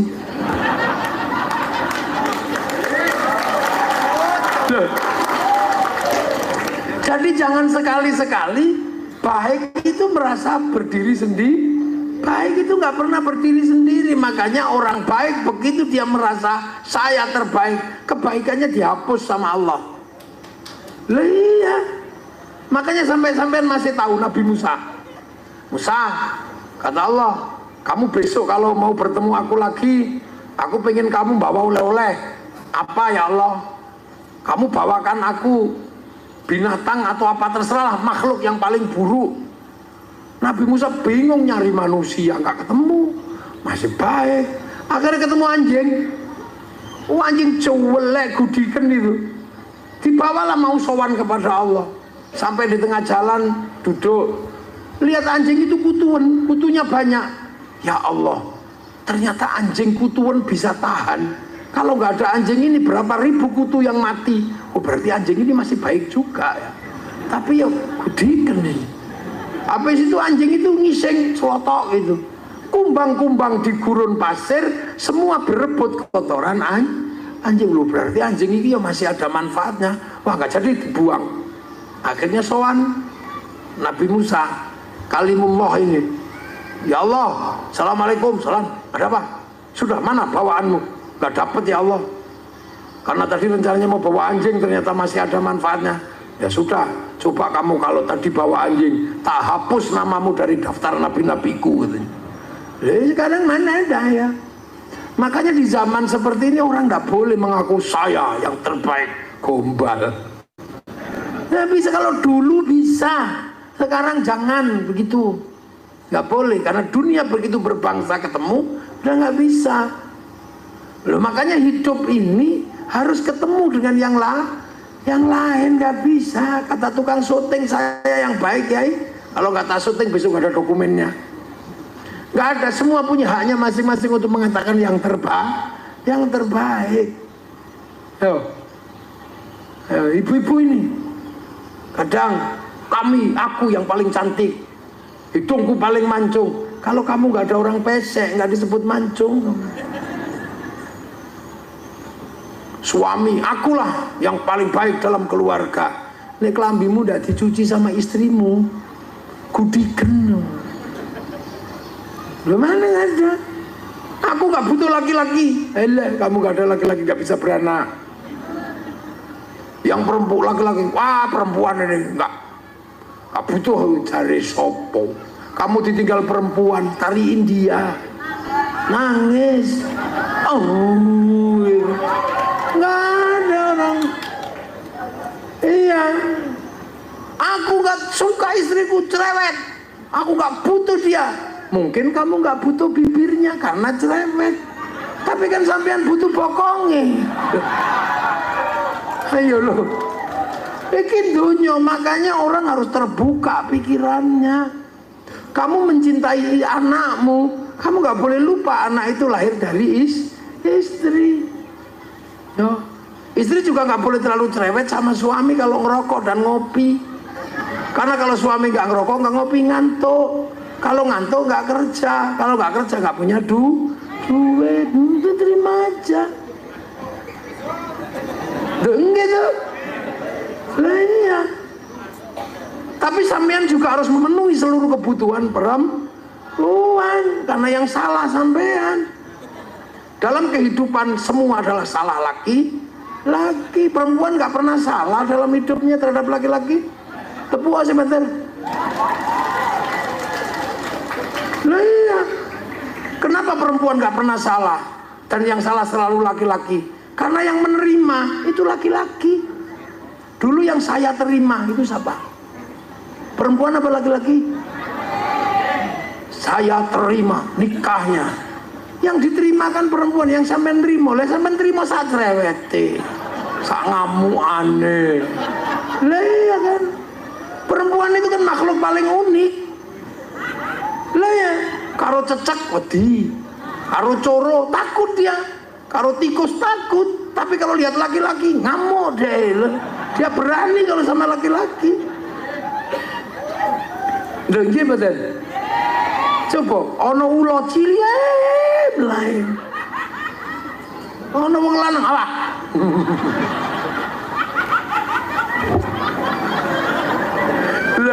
Iya, ya Allah. Karena memang ya itu. Makanya ya Allah kadang itu kita itu kadang ya, kita ini kan laki-laki ya. Saya juga kadang sama. Ojo suat-suito. Saya juga sama kadang. Loh aku iki wong sak donya tak tuturi lho. Ngono ketekan ngomah aku ganti sing dituturi. Ganti saya yang dipidatoni. Dia coba. Kan sekti wong wedok itu. Saya ini seanane wong tak pidatoni. Sampai rumah itu saya dipidatoni. Jadi laki-laki itu begini loh, aku salah opo. Tapi itu juga nggak bisa terus berlagak saya lebih penting, saya yang lebih penting. Ya nggak bisa ternyata. Gitu loh. Orang mengaku lebih penting antara laki-laki dan perempuan, nggak bisa. Karena laki-laki dan perempuan saling membutuhkan. Jadi lucu kadang itu. Tengah wengi guling tok ya ora enak. Tapi dintuti nesu. Coba. Dintuti ngono ngamuk. Wah lho. Wong guling tok ya gak enak, dintuti ngamuk. Ora ono digoleki, ngorok titik ditapuk. Lha ya piye? Pokmu. Aja banter-banter. Lah memang orang ngorok bisa ngerem. Kan ya ndak bisa. Jadi tutupi batal, mekap-mekap ya Allah. Loh ya Allah. Loh jadi kadang ini, dunia ini memang gak bisa kalau tiba-tiba terus ini yang dominan, yang utama, ini yang utama, gak bisa. Imam masjid itu loh kurang baik apa? Tapi dia disebut imam karena ada makmum. Coba nek makmum melungo, dia ora dadi imam. Tapi kadang ngono ngimami ra ngerti makmume. Ngerti makmume kudu ngising imamine dak lama sekali. Bismillahirrahmanirrahim. Sabbih isma rabbikal a'la alladzi khalaqa fasawwa. Ya Allah suwene. Aku kudu ngising. Ngono begitu makmume protes, kamu itu jadi makmum gak khusyuk. Ya khusyukku iku kulhu bang, katakan kulhu aile ya Said itu. Jadi kita ini coba ono tetangga ribut kawinan pakai son, kita marah. Ya Allah iku lho kok rampung-rampung kupinge gak wis bodol ta iku. Coba, tapi begitu mati tonggone ra teko, pusing nanti tonggoku iki. Mosok arep kubur dhewe. Jadi dunia itu sekarang ini udah nggak seperti dulu. Makanya cakrawala berpikir ulang harus semakin luas. Sekarang orang sini nanam sawit. Sawit ini adalah komoditas dunia. Maka yang menanam bukan cuma orang Kalimantan. Ini untung loh Afrika belum panen dan beberapa negara di Amerika Selatan ini gagal panen sehingga sawit mahal. Nanti kalau sana panen jangan nyalakan bupati. Ini ditanam oleh orang seluruh dunia. Kopi ditanam sama orang Afrika Selatan termasuk orang Brazil. Makanya sekarang karena sana nggak panen karena tycoon badai, sininya mahal. Besok kalau sana panen raya, sini back gitu. Karet kenapa nggak bisa mahal? Karena sekarang produk-produk karet bisa diganti oleh minyak bumi. Iku sing duit-duit iki kon leren to, Mbak, Bu. Anake sapa to kuwi? Ya, cekelan anake iku. Nang switch lho. Oh, kupingnya tekan kene ngiki iku. Ya, aku kudu tok geli karo suami iku nih. Aku rada geli iku niku kupingku krik ngene. Kaya ana sing dikrik ngene. Lha jadi saiki donya ini sedang beradu. Dulu yang menguasai handphone orang Swedia, mereknya Nokia. Tahu-tahu Nokia diajar sama Amerika. Nokianya habis ganti BlackBerry. Begitu BlackBerry diwajar sama Samsung, Amerika kehilangan pasar BlackBerry, ganti orang Korea. Begitu Cina bikin Xiaomi, pasar Samsung habis. Dulu yang menguasai mobil di sini orang Jepang, Toyota. Sekarang digeser sama Wuling, Cina. Ayo. Dulu orang kalau pengen kukunya putih pakai godong serut. Saiki manikur, pedikur. Duh.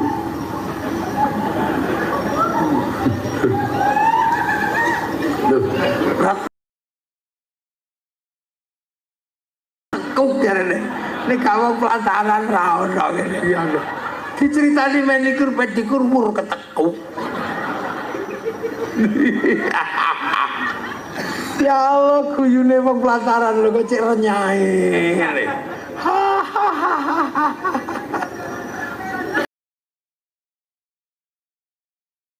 Ini kaya brondolan sawit. Sistu. Jadi kita ini dunia itu sekarang bersatu. Bertemu kaset. Dulu betapa kita bangga punya kaset. Ngerti-ngerti kaset, bakul kasetnya hilang. Terus lagi tambal apa? Patri, obat tinggi patri. Saya tukang patri hilang. Karena apa?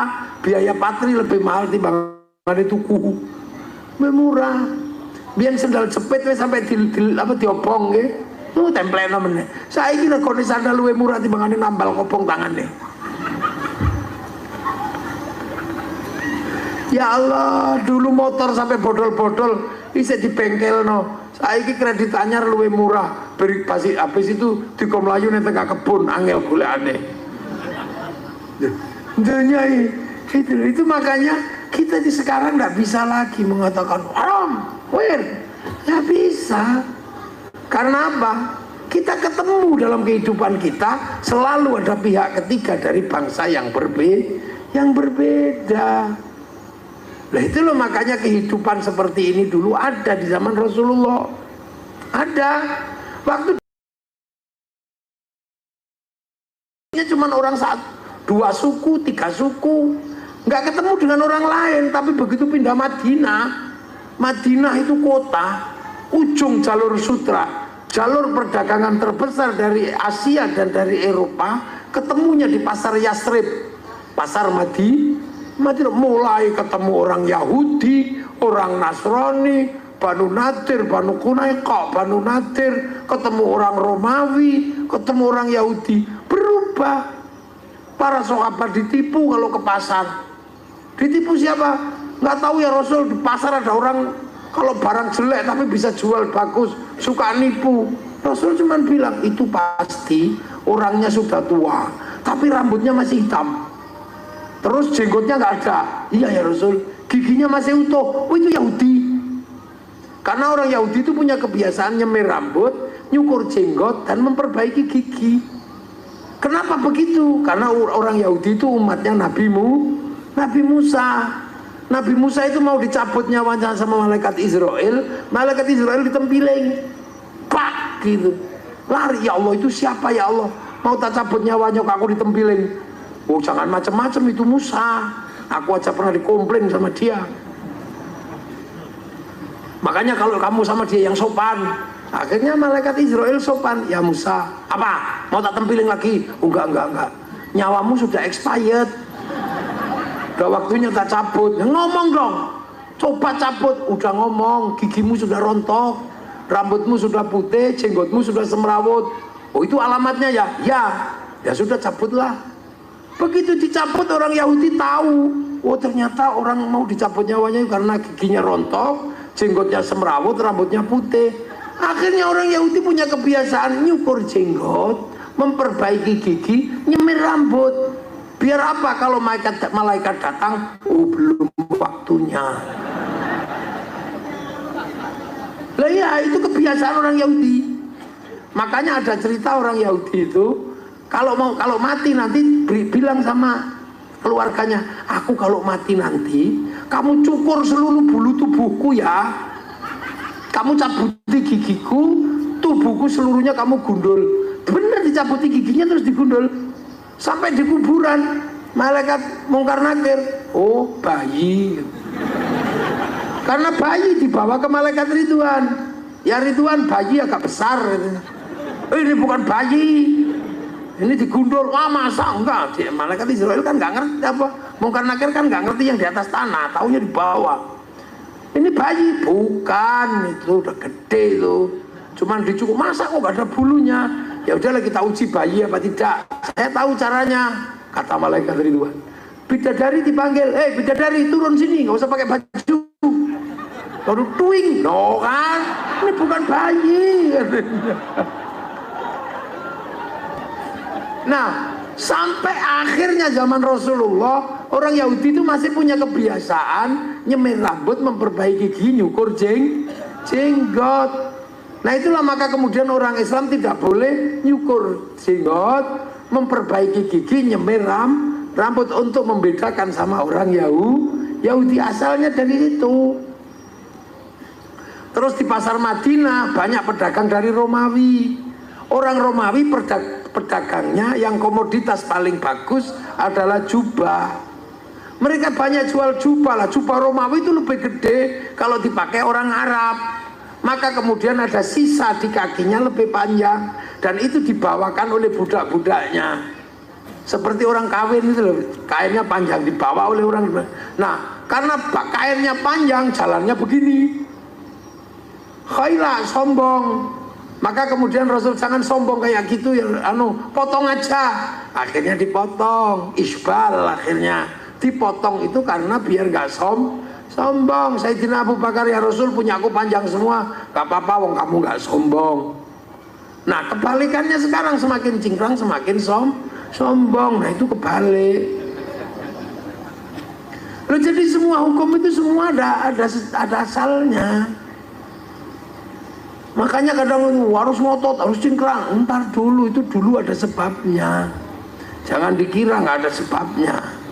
Nah makanya ketika ketemu sama orang Madinah, manusianya banyak, agamanya beda, sukunya beda. Mau bilang kafir, yang punya sumur orang Yahudi. Mau bilang musyrik, ternyata beberapa orang yang tidak beragama, yang punya kebun. Wah itu boleh bareng, berdagang bersama, pasar bersama. Akhirnya apa? Ya sudah, hiduplah berbeda-beda tapi tetap saling kaya. Hidup berbeda-beda tapi saling tanggung jawab. Konsep ro'iyah itulah yang diberlakukan di Indonesia. Maka orang Indonesia disebut ro'iyah, sekarang menjadi rakyat. Kamu beda suku, beda bangsa, beda agama, hiduplah saling bertanggung jawab. Maka kemudian ro'iyah adalah konsep yang diberlakukan di Indonesia. Satu-satunya bangsa muslim yang mayoritas di dunia yang bisa memberlakukan konsep ro'iyah untuk warga bangsanya hanya muslim Indonesia. Ada. Jadi kalau sunnah jenggot, sunnah apa itu? Sunnah enteng. Sunnah yang berat itu sunnah membentuk negara. Karena kiai sampai ke Indonesia lebih rumit. Lebih rumit Indonesia itu. Orang Arab itu dari dulu bahas binatang, yang paling umum itu ya unta, kambing, sama kuda.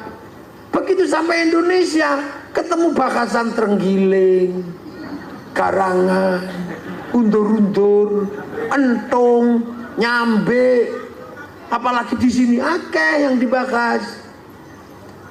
Ulama-ulama Arab sampai sekarang kalau bahas buah itu sekitar kurma, gitu. Ya paling dikit kurma, delima, jeruk. Sampai di sini bahasannya ada duren, kesemek, sawo, cipluan, elai, paken, ada. Kalau di sana bahas hantu cuma dua, syaitan sama jin. Sampai di sini ada gendruwo, wewe gombel, suster ngesot,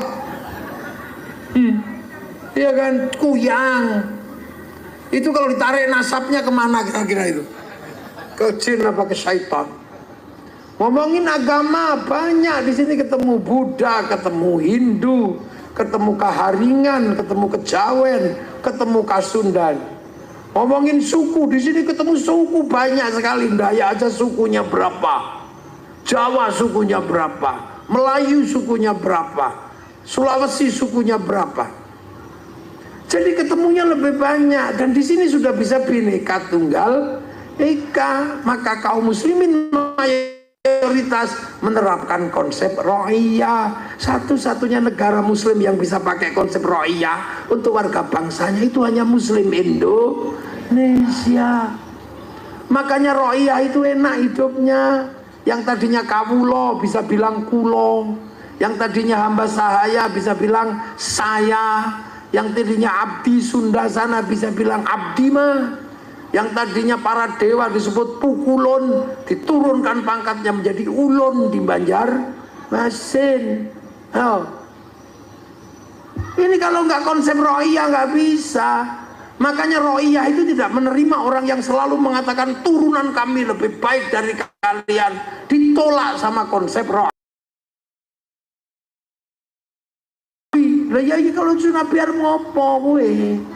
Karena ro'iyah itu sudah saling bertanggung jawab, harus sama-sama pakai helm kalau pergi. Loh, itu makanya di Indonesia nggak bisa lagi kami turunan ini, udah nggak ada. Hidup bersama konsepnya ro'iyah atau rakyat. Makanya kita ini bukan people itu vox populi, vox dei, suara mayoritas, suara Tuhan. Maka konsep begitu dia mayoritas, dia menjadi diktator. Makanya melahirlah konsep diktator mayoritas. Makanya khilafah dan ikhwanul muslimin gak cocok dengan negeri ro'iyah di Indonesia. Indonesia. Kita juga bukan komunis. Itu kuatnya diktator proletariat. Makanya komunis gak bisa cocok di negeri rohiyah. Makanya PKI ditumpas dari Indonesia. Itu loh. Nah rohiyah rakyat itu kalau ngumpul hidup bersama yang berbeda-beda saling melengkapi namanya musyarakah. Bersekutu, saling bergantung, saling berkesinambungan. Makanya musyarakah dikenal dengan bahasa masyarakat. Kita pakai bahasa masyarakat itu. Tapi kalau kita mau membangun kebersamaan, kita menggunakan konsep bagaimana kita menyatukan pikiran, maka lahirlah konsep wasyawirum fil amri, masuklah bahasa musyawarah. Itu bahasa Quran. Yang satu bahasa sunnah, yang satu bahasa Quran. Makanya musyawarah itu membentuk tertinggi lembaganya Majelis Permusyawaratan Rakyat. Bebas semuanya, enak. Kalau kamu mau jadi pemimpin, daftar sukumu apa, bangsamu apa, agamamu apa, jenis kelaminmu apa. Nggak ada urusan, yang penting kamu WNI, daftar warga negara. Mau jadi lurah, daftar ke panitia.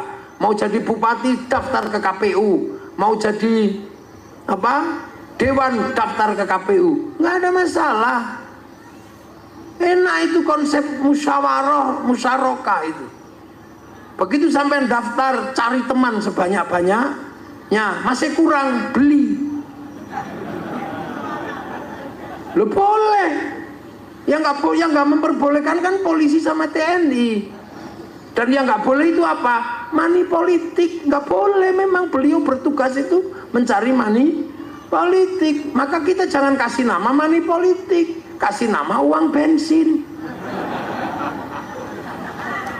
Iya, kalau diterima masjid namanya sumbangan, kalau diterima kiai namanya bisyaro. Udah beres. Kalau banyak sodako. Kalau orang Jawa ya jer besuki mawa. Ya udah. Enak konsep ini. Sampean di sini cuman buruh tani, buruh kebun, golek brondolan. Tiba-tiba anaknya dipondokkan kok jadi pinter, pulang jadi kiai. Nggak ada yang nanya keturunan siapa, nggak ada yang nanya. Gimana? Itu enaknya konsep rohiyah. Nggak perlu nasab kami, nggak penting misal. Nasab kami, tapi kemana-mana cuman minta, ya dimarahi wong oke. Ya iya. Karena Indonesia mengikuti konsep rohiyahnya Rasulullah. Maka kalau ada orang mengatakan saya terbaik, kakek aneh, ya ora kanggo ning Indonesia, Kang. Kakek aneh, ya jadi pakai aneh jadi Bali. Orang ndak bisa begitu, kita sudah nggak begitu. Kita sudah bebas sampai duwe anak mondok pinter mulai dari kiai, gak akan menjadi masalah kamu anak siapa, karena apa? Derajat tertinggi adalah ilmu. Jadi nggak ada bodoh-bodoh terus kakek aneh, nggak laku. Makanya sekarang ya orang kemudian bertanya-tanya kakekmu beneran apa enggak gitu. Nggak bisa. Konsep rohiyah itu setara sudah, bebas ilmu. Kenapa saya duduk di sini? Karena saya punya ilmu.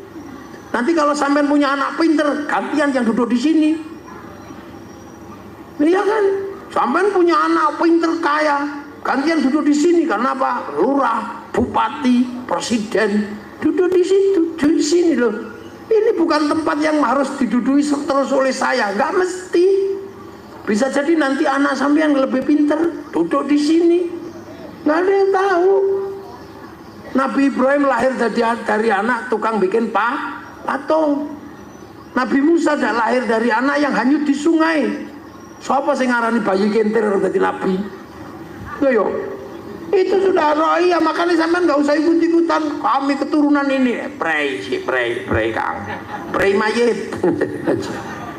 Nggak ada.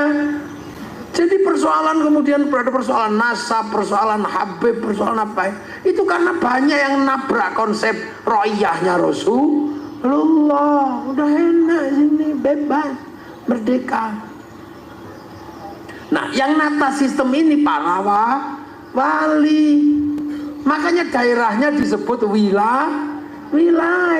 Kita ini punya konsep namanya wilayah. Daerahnya para wali. Daerah wilayah itulah yang akhirnya menjadi NKRI, Negara Kesatuan Republik Indonesia. Arab satu bangsa pecah puluhan negara, Cina satu bangsa pecah puluhan negara, Eropa satu bangsa pecah puluhan negara, Afrika satu bangsa pecah puluhan negara. Kita puluhan suku bangsa agama mampu bersatu dalam satu negara, Kesatuan Republik Indonesia. Loh, ayo. Makanya kita pakai Pancasila, tertinggi tetap Tuhan. Coba lawan we. Nomor satu tetap Tuhan, ketuhanan. Setelah urusan Tuhan, urusan manusia. Maka yang kedua kemanusiaan, karena dunia dan seisinya ini bergerak karena ada manusia. Kenapa ada kursi? Karena ada bokongnya manusia. Kenapa ada mic? Karena ada kupingnya manusia. Ayo. Kenapa ada mobil? Karena ada kaki manusia. Kenapa ada pabrik pempes? Karena ada nya manusia. Kenapa ada? Karena manusia. Maka kemanusiaan yang adil dan beradab setara. Manusia nggak bisa hidup sendiri. Maka manusia butuh persatuan. Maka sila ketiga tentang persatuan. Hidup harus bersatu, tidak pandang bulu suku, bangsa, agama. Tapi persatuan harus saling menghargai, kesetaraan. Yang setara namanya ro'iyah. Maka kerakyatan menjadi landasan persatuan. Maka orang nggak bisa bersatu kalau nggak saling menghargai. Makanya kerakyatan pakai konsep ro'iyah. Tapi hati yang sempit tidak bisa menghargai perbedaan. Hati yang culas tidak bisa menghargai perbedaan.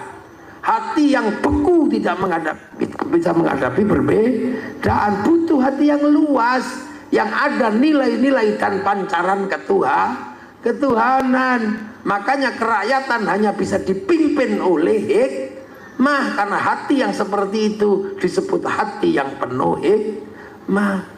Tapi kalau kamu jadi pemimpin harus punya kebijaksanaan. Jadi gubernur Kalbar asalnya Sampit, jadi gubernur Kalteng asalnya Pelantaran. Kok yang diurusi cuma pelataran tok? Itu namanya bijaksini. Semua harus diurus, itu namanya bijaksana. Tapi kalau ngambil keputusan nggak boleh sendiri, harus musyawarah. Maka permusyawaratan.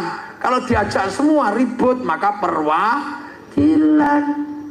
Baru tercipta keadilan sosial bagi seluruh rakyat Indonesia. Loh, terus kamu mengatakan Pancasila tauhid, Pancasila produk kafir, mereka tapuk lambemu. Ini konsep sunnah. Maka negeri dengan konsep sunnah terbaik dunia ada di Indonesia. Nah itu loh, maka agama harus jadikan landasan persatuan. Karena ini konsepnya Islam semua. Maka kiai-kiai nggak boleh mencederai persatuan. Maka kiai jadikan agama persatuan. Makanya kiai kalau apa-apa bersatu, ya loh. Doa yang mestinya sendiri-sendiri nggak apa-apa. Tapi kiai kalau berdoa masih bersatu. Kiainya tok yang doa, santrinya amin, amin, amin, amin. Amin, udah wis kepanjangan, amin. Kiai ini wis paham, walhamdulillahirabbil alamin. Jaga itu. Kemudian kalau yang doa banyak diajak ke alun-alun, kok tawaringin, namanya istighosah kubra. Begitu istighosah kubra, semua terlibat. Ro'iyah masuk semua, yang jualan bakso, yang jualan roti, yang jualan Apa ada di situ semua? Kerukunan terjaga, roda ekonomi berputar. Sementara yang lain doa sendiri-sendiri, nggak cocok dengan konsep ro'iyah. Sholawat ya tadinya sendiri-sendiri. Yang orang yang suka dangdutan. Ya Rasulullah salamun alaik dedeng. Sholawatan karena dia suka dangdut.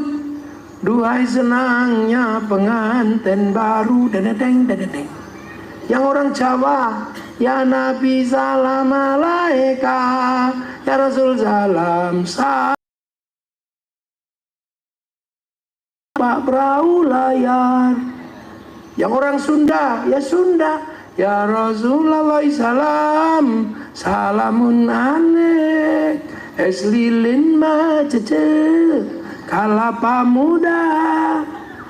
Yang orang Banjar, ya Rasulullah salamun alik ya Rafi Aisyah wa daraji fatayaji rotal alame ya uhailal jo diwal karomi kota baru gunungnya Bamega. Orang Banjar.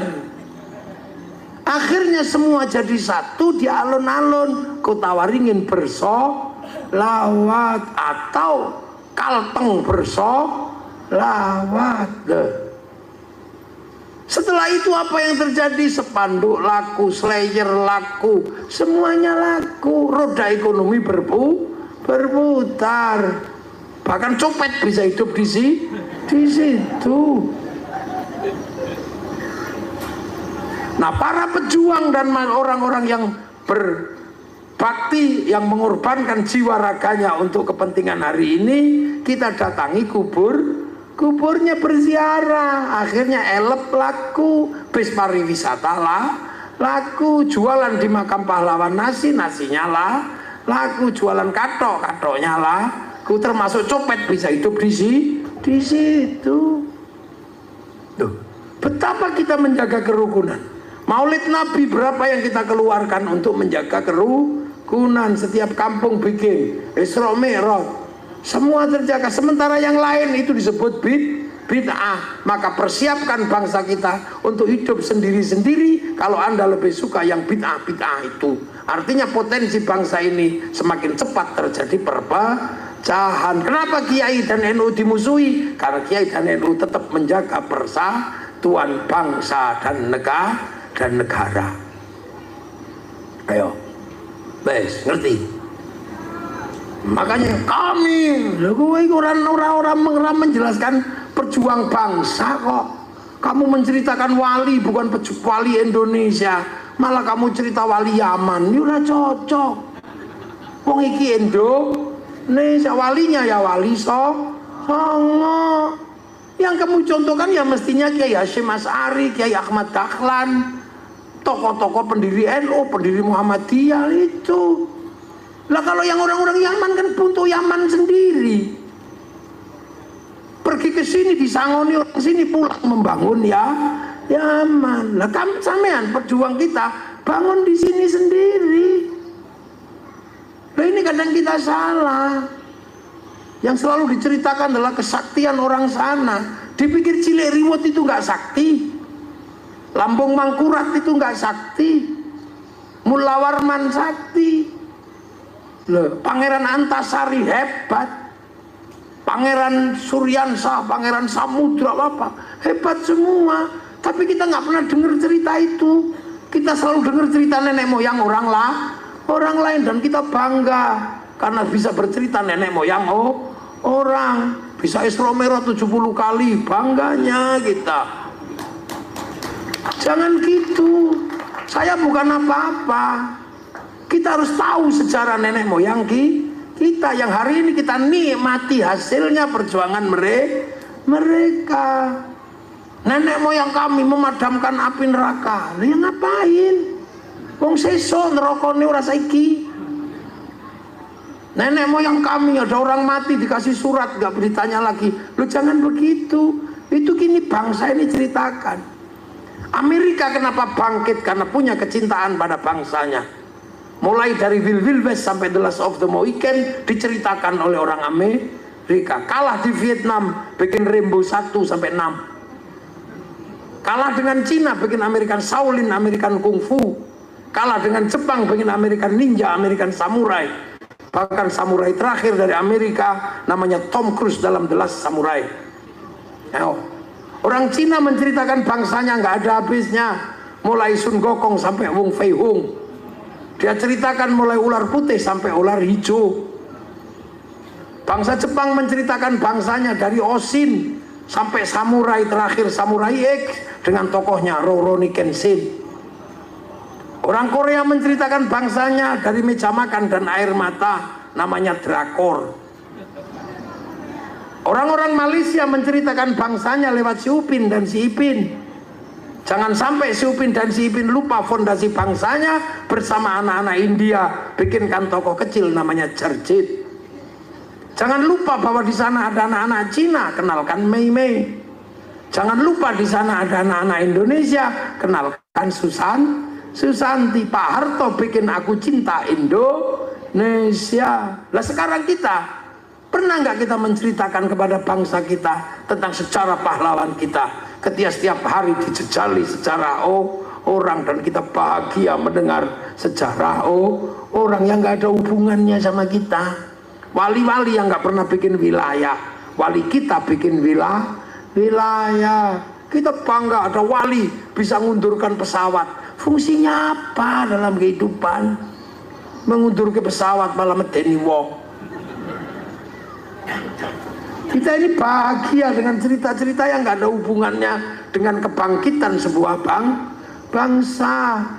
Ayo, anak-anak kita itu sekolah, besok pinter. Kalau pinter pasti bikin sesuatu. Kita harus beli karyanya. Kalau kita nggak punya kebanggaan pada bangsa, nggak mungkin kita beli karyanya. Makanya bangsa ini harus bangkit. Kita nggak boleh berhenti. Siapa yang akan ngelola sawit? Siapa yang akan ngelola tambang? Siapa yang akan ngelola semuanya? Orang sana nggak mungkin. Tetap anak kita sendiri. Dan itu mesti berhubungan dengan apa? Dengan kebanggaan pada bangsa dan negara Indonesia. Saya nggak boleh menyepelekan merah putih yang sekarang dikibarkan. Kita punya merah putih itu dulu korbannya nyawa. Orang-orang Jawa takut ditembak Belanda kalau mengibarkan merah putih di atas rumah. Belanda curiga tiangnya dikasih tebu. Belanda curiga tiangnya dikasih padi. Masih curiga tiangnya dikasih kelapa. Masih curiga tiangnya dikasih pisang. Besoknya masih curiga bahwa tumpeng sama ingkung. Tumpeng ingkungnya habis, padi mengering, pisang rontok, kelapa mengering, tebu mengering. Yang tersisa tinggal merah putih di dada kami, anak-anak Indonesia. Ayo, begitu disobek sama pribumi, sama Nusantara, Belanda ngamuk, korbannya 10 November. Yang berjuang nenek moyang kita. Tahu-tahu ada orang datang tanpa sebab dari mana, merah putih bikinan kakek kami. Kakekmu yang mana?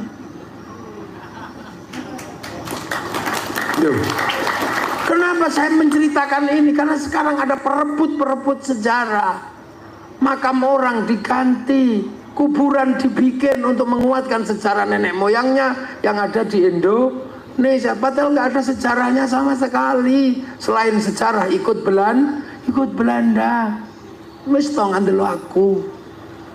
Nah itulah bangsa. Aktor Cina yang sangat digemari, saya nggak tahu namanya, lupa namanya itu. Dia foto di depan supremasi bangsa Jepang, langsung di blacklist, tidak boleh main film di Cina. Loh, itu kebanggaan. Lah kita sekarang antara merah putih sama Filistin lebih bangga bendera Filistin, padahal Filistin punya masalah. Kenapa dia setelah bikin negara nggak rukun sesama anak bangsanya? Fatah Hamas ribut, itulah. Nah inilah masa depan bangsa. Kamu nggak akan pernah bisa pindah bangsa. Kita tetap Indonesia. Right or wrong is my country. Baik buruk inilah negaraku, Indonesia. Dan itu agama menjelaskan itu. Makanya kadang kalau agar kita nggak lupa, kita diajari hormat pahlawan. Rasulullah agar nggak lupa jasa Nabi Ibrahim, diajarkan kama shollaita ala sayyidina Ibrahim. Karena yang buka hutan adalah Nabi Ibrahim di Makkah sana. Inilah pelajaran kebangsaan yang harus kita jaga. Orang Amerika jaga Amerika, orang Jepang jaga Jepang, orang Korea jaga orang Korea, orang Amerika jaga bangsa Amerika, Australia jaga bangsa Australia. Kalau bukan kita yang menjaga Indonesia, siapa lagi yang akan menjaga bangsa dan negara? Amma ba'du. Loh, ini baru mukaddimah saya. Loh, belum mulai ngaji saya. Ngaji itu kalau pembukaan selesai kan amma ba'du. Tadi saya sudah amma ba'du belum? Nah ya ini amma ba'dunya. Baru mukaddimah, baru pembukaan. Sandelo jam.